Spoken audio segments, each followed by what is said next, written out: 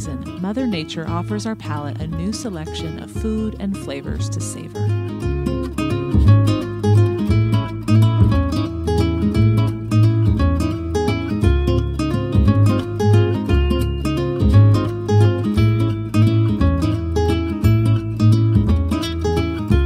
Here in the Simply Luxurious Kitchen, discover simple ways to dance effortlessly with each season and enjoy stepping into your kitchen, knowing no matter what you find at the market.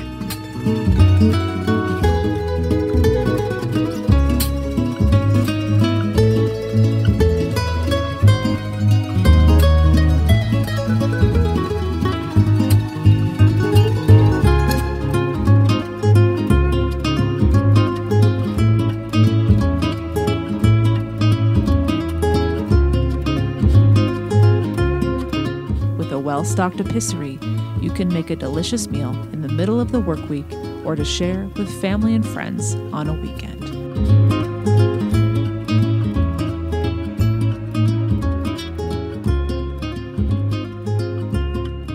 Let's get started.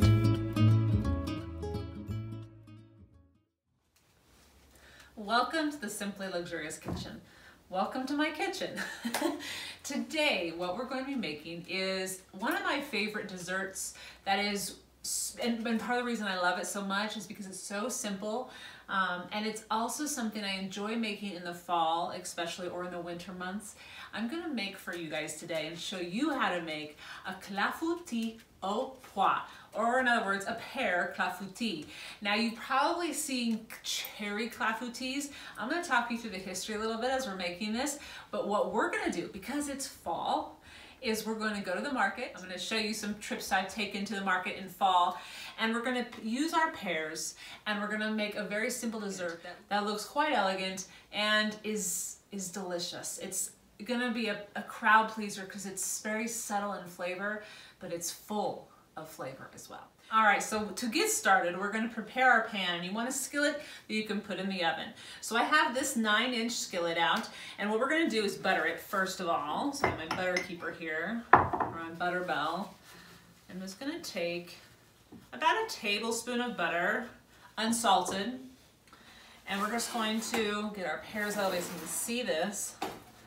Cover the entire pan with butter, and you want it up on the sides as well, because this clafoutis is going to cover or go all the way up the sides. And the thing about buttering it, obviously, is going to make it easy to take it out each piece like a pie, but it's also going to do something else for us today.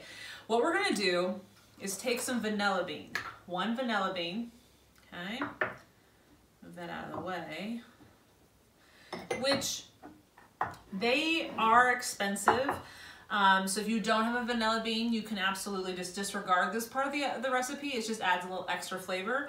Or, and I've done this because I don't always have vanilla bean, you can use vanilla extract to do something similar to what we're going to do as well. That way you still have a little bit of that vanilla flavor. Now what I'm doing is cutting right down one side of vanilla bean. And I'm going to open that up and scrape all of that goodness. So just open up the sides, kind of like you're opening a French door. And I'm getting a few of those seeds on my fingers. I'm gonna use the back of my paring knife, and I'm just gonna scrape it off into this little small bowl. Okay?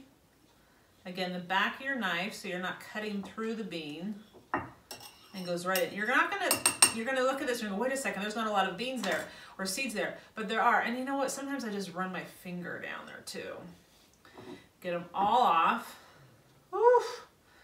All right. And then you're going to take some sugar, 2 tablespoons of sugar, and put it right in there. Okay.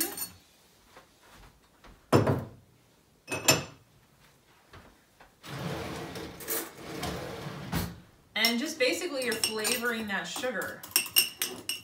Mix it up with a fork. Add some of that flavor to it. And this is where you could add the extract. Now, it'll be a little different. It'll be a little more stickier or, wet. But you could do it. I've done it, and I have tasted the vanilla flavor. Because again, We didn't always have vanilla beans in our kitchens, all right? So what you're gonna find when it's done is it looks like a little speckled sugar, okay? Now, this is where the extra element of flavor comes in. You're going to sprinkle that, and you almost don't even need all of it. I'm gonna sprinkle that all around. Oops. Get it up on the sides. Get it all the way around the pan. All right, now we're gonna set that aside for a second. And we're gonna make the batter.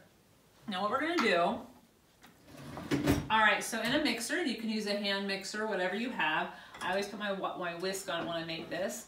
We're gonna use 3 eggs, and so just crack those in there. We'll whip them up by themselves first.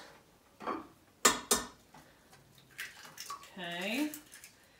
And we're just gonna whip this until they're mixed up, so about a minute. So, medium to high speed. All right, so that's mixed up. Now what we wanna do is, first I have 2/3 a cup sugar. I'm gonna pour that in and have that mix up with it as well, to the eggs, so 3 eggs. Okay. All right, so the sugar has been mixed with the egg. I'm just gonna scrape down the sides, make sure all the sugar got mixed in there well, and give it one more spin around the wheel there. Dun, dun, dun.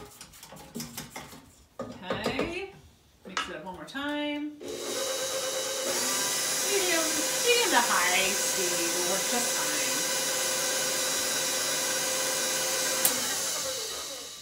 fine. All right. Now what we're gonna do is add the liquid, or more liquid. The eggs already got liquid. We're gonna add equal parts heavy cream and whole milk. So I'm gonna put 3/4 a cup of heavy cream and 3/4 a cup of whole milk. Now the history of Clafoutis comes from France. It is a French recipe, the Limousin region, which is in south central France. And it wasn't until 1.5 cups. So you're putting in 1.5 cups of liquid in there. It wasn't until the 19th century that chefs from around the country started cooking it. And as you may know already, it is traditionally a cherry clafoutis. It's traditionally a cherry recipe. And it's usually dark, sour cherries as well. And this is the interesting part I find, is that traditional recipes will actually say keep the pit in the cherries. Now you may be thinking, well, that's kind of inconvenient. You're constantly eating your dessert and taking out pits. But what it does do, and I think it'd be very interesting to try it and determine it, it's very much like the bone in a chicken. When you cook bone in a chicken, it adds more flavor. Well, that's what the chefs who swear by keeping the pits and cherries say for cherry clafoutis, is it adds an additional flavor to the dessert. And you just take your time and you take out the pits. So it's up to you. But we're not gonna worry about pits because we're doing pears. So, all right, now what we're gonna do is finish making the batter. So we're gonna add 1.5 cups of liquid. Okay.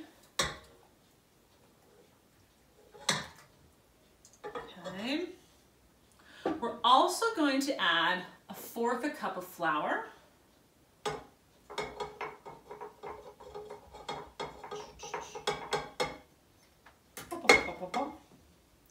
Come on out of there. Okay. Give that a little bit of a mix. And I'm going to do 1/4 teaspoon of salt, coarse salt. Okay, a bit more. Okay. Also, I'm going to stop this so I can talk while I'm doing this. One other thing you can add for flavor, and there's a lot of different spices that people add to this recipe. I'm going to add anise flavor, which is similar to a licorice flavor, so my star anise. So if you have them like this, whoop, whoop. All right. I just take one of these stars and I grind it up. And I'm going to add that to the batter. You could also add cinnamon. I know people add, oh my gosh, this smells so good. You could add ginger. You can even add lemon. So you can even add a little bit of citrus if you prefer citrus. So we're going to add, this is about 1/4 teaspoon of anise, finely ground. All right. And then if you have if you have flavored liqueur or flavored brandy, pear brandy or pear, this one is Pear Williams. This is pear cognac is what they're calling it. A little bit of that extra flavor. 1 tablespoon, add that right in. Okay. And if you don't have to add it. You can also just add a little bit of brandy. If you don't have flavored liqueur, just add a tablespoon of brandy. So we're gonna mix this for about 2 to 3 minutes until it's nice and smooth. So here we go. At about a medium speed.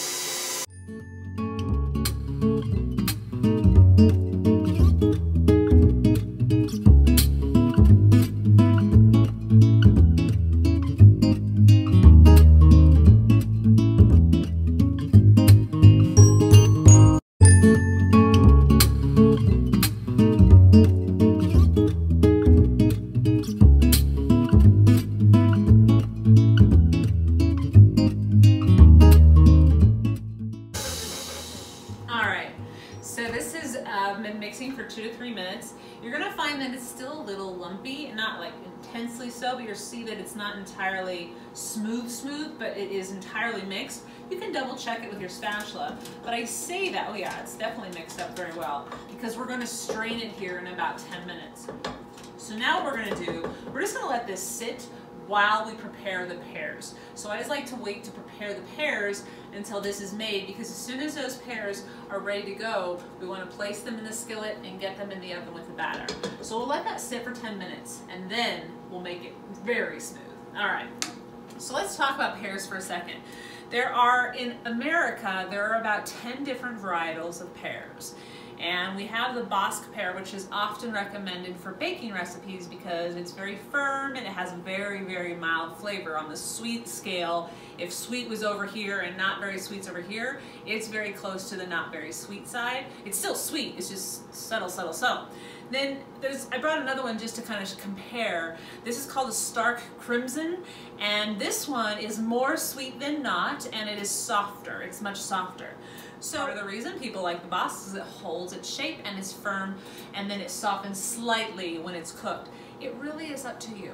And since you're going to the market and picking up what's there, if you want your clafoutis with pears in it, pick the pear that speaks to you when you're at the market.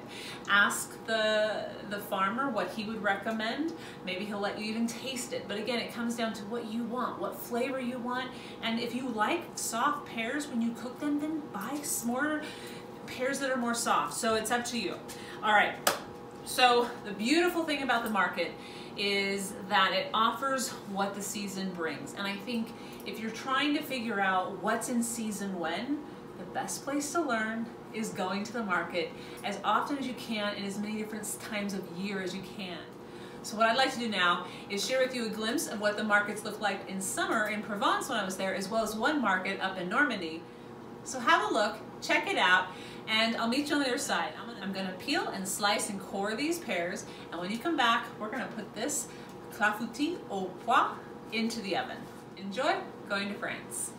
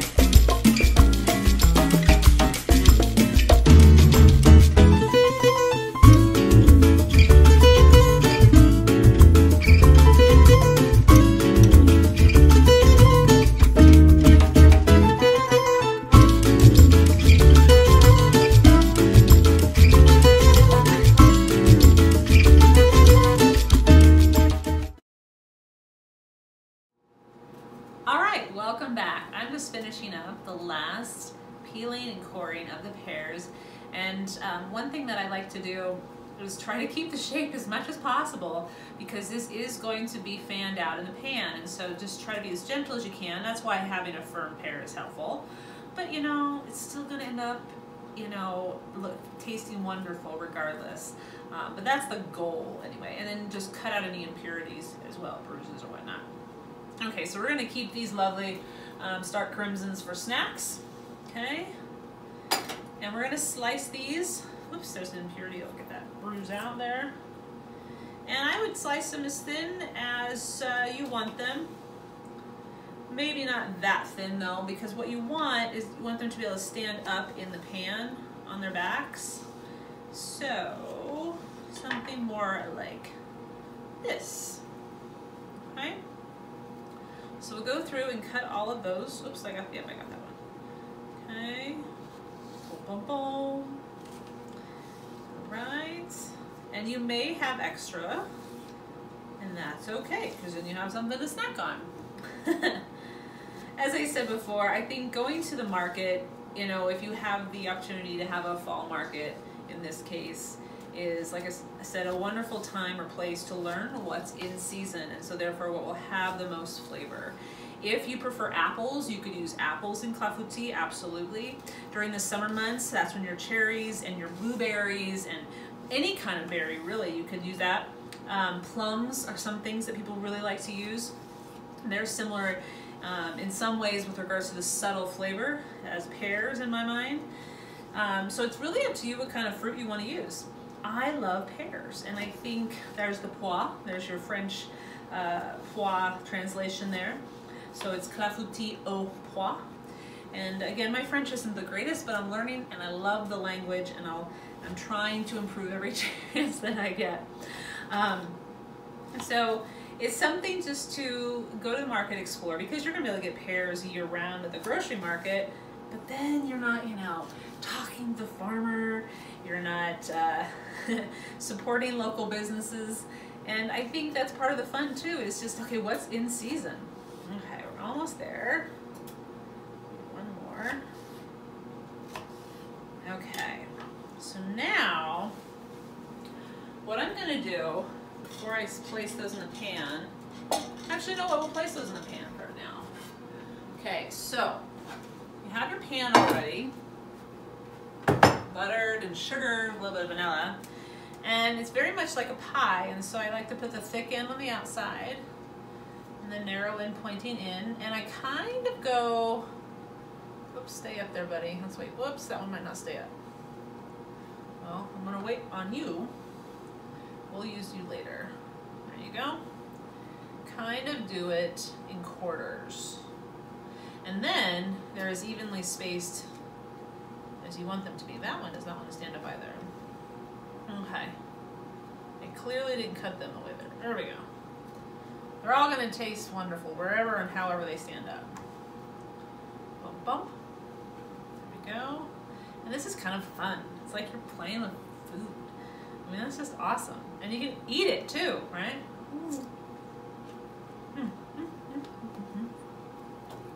Oh, I knocked them down. This is totally fun. Okay. And that's why when you cut them, try to cut them so they will sit up. Perfect. And just keep filling in the gaps. Bum, bum, bum. They keep falling over. I can always cut them, I guess. Yes, Shannon, you could always cut them.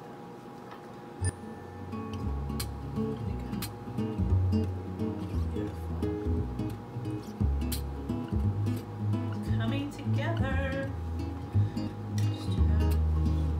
Always just do that. Just slice it flat. Make it sit there flat. Oh, it's like dominoes, really. Woo! Don't knock it over. Okay. And so as you can see, I mean, you can make it as thick with pears as you want. This for me is going to be snacks for the next few days. And that's all set. that oven. All right. Okay. Now, what we're doing next is we're gonna make this batter. We're gonna make this batter very, very smooth. And so what I've done, I've got a medium-sized mixing bowl. Use this fine mesh strainer, and you're just gonna pour, because the flavor from the spice is in there. So don't worry that you're leaving the flecks out. You're gonna get some of the flecks, but the thick flecks won't be in there if for whatever reason you have them, and I do every once in a while. But it's just gonna make it very smooth and beautiful in presentation. Get all the good stuff out of there. Keep your spatula, and you're just gonna push it through. There we go. Just keep pushing it through. I have to hold it up if it goes all the way into the batter. And there you have this beautiful smooth batter. It's fantastic. And I always like to go underneath there just to get the leftover that's hanging on. I'm going to bring you to the party. All right, there we go. Keep the spatula. Toss that. All right, now we have a very smooth batter. Now what we're going to do next is probably pretty clear, but I want to give you a little bit of a history lesson on the word origin. What the heck does Clafoutis mean? Well, Clafur, C-L-A-F-I-R, the word origin of Clafoutis, is Occitan in origin, so Roman in origin, and it means to fill. And so we're filling this dish with batter and fruit. So here we go, and you just do it gently. I like to do it right in the middle so then it kind of just fills in the gaps. And slowly so that most of the pears stay in place. Oh yeah, oh yeah. You might have to get your hands wet in a second to, woo! They just went swimming. They got into the deep end. All right, now my oven is heated up to 400 degrees. We're gonna put it in the oven for 40 minutes and check it at about 30, okay? We want it nice and golden brown, and this is the other thing. You wanna enjoy this right as it comes out of the oven because it's gonna be a little bit puffed up, like a souffle almost, but not that high. And so I would put this in the oven as you're enjoying dinner, or at least 40 minutes out to when you want to enjoy dessert. So here we go. Gently, gently, gently. Here we go.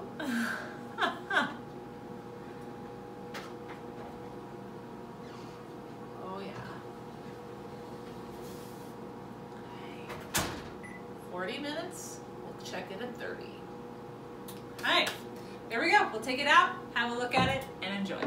See it in 30 to 40 minutes. Okay, so our clafoutis is ready. Here we go. Make sure you have your mittens. And look at this. This is something to see.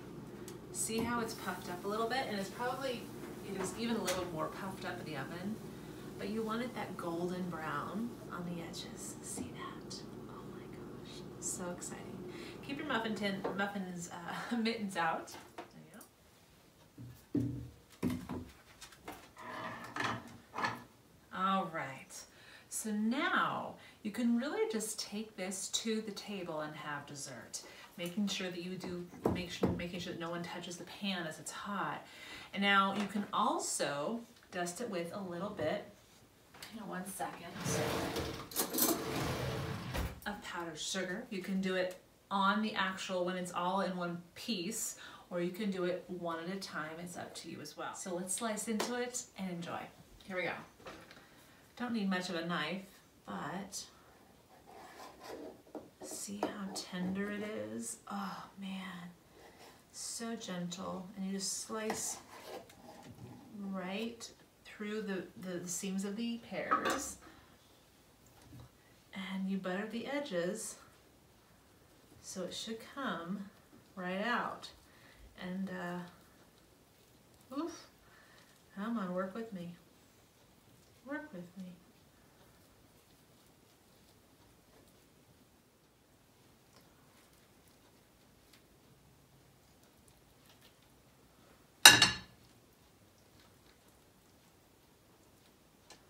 It's not the nicest, but it's still gonna taste amazing. Do that one. Let's try it again. All right, and you could let it cool for about 5 minutes if you wanted to.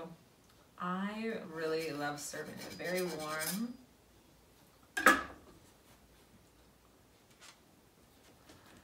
There we go. And it's easier once the first piece is out.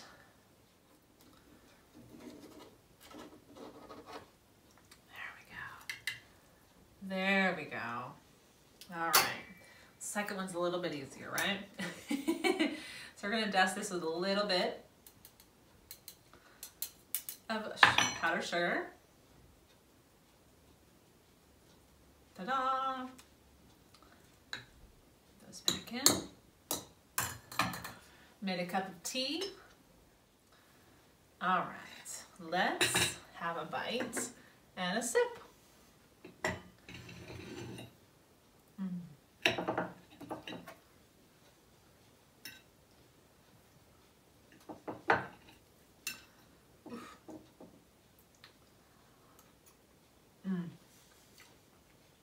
With the batter being so delicate and light, and then you have the pear with its subtle sweetness, it's just a nice balance of solid and, while not like a souffle, it's more substance than that. It is just the silkiest, smoothest texture in your mouth. It's fantastic. And I think the convection or the powdered sugar on top does add a nice little sweetness to finish it off. Well, that is our final recipe for the first season of the Simply Luxurious Kitchen. I hope you've enjoyed this season. I cannot wait for next season, which will start in September. But I hope this first season gave you an idea of how to step into your kitchen and feel more confident working with whatever you have already and then adding what the seasons give you. Just as we did today with the pear as we're in the fall season. In the meantime, if you want more Simply Luxurious ideas, stop by the blog, The Simply Luxurious Life, or tune into the podcast, The Simple Sophisticate. But for now, enjoy your day, enjoy your food, and enjoy stepping into your kitchen. Thank you for tuning in.